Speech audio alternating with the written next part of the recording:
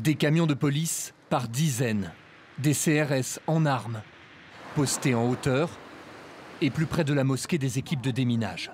Dispositif impressionnant dans la cité de Frévalon pour les obsèques de Mehdi Kessassi.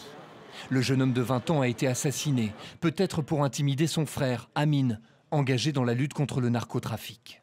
Cet après-midi, autour d'Amine Kessassi, proches et anonymes sont venus participer à la prière mortuaire. Parmi eux, Malik. Il était un ami de la victime.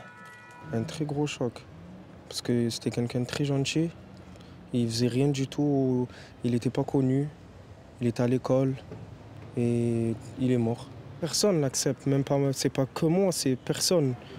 Après cet assassinat en plein jour, tous oscillent entre tristesse et colère. C'était un jeune comme nous, qui avait des projets, qui avait un avenir. Et il est mort tragiquement et ça nous a fait tous de la peine. Il ne mérite pas ni lui ni son frère. C'est des gens vraiment gentils et tuer des gens gratuitement comme ça sert à rien. Ce matin, ce sont des bouquets qui sont arrivés en nombre sur le rond-point de Marseille où la victime a perdu la vie jeudi dernier. Cette retraitée a tenu à venir déposer quelques fleurs. Quand on a vécu, même dans la précarité, on n'a pas vécu dans cette violence. Et on ne peut être qu'ému, c'est atroce. C'est dans le quartier de Frévalon, lieu de recueillement aujourd'hui, qu'Amine Kessassi a créé son association pour venir en aide aux familles frappées par le narcotrafic. Car ici aussi, la drogue pèse sur le quotidien des habitants.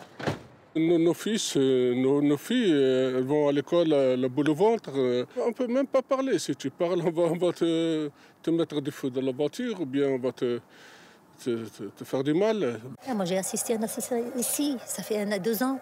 Un jeune, pauvre 19 ans, c'est un film, on dirait du film de fiction. Je ne peux pas parler parce que moi aussi j'ai des ados, j'ai peur.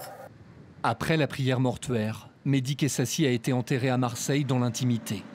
L'enquête sur son assassinat a été transférée à Paris, à la juridiction nationale de lutte contre la criminalité organisée.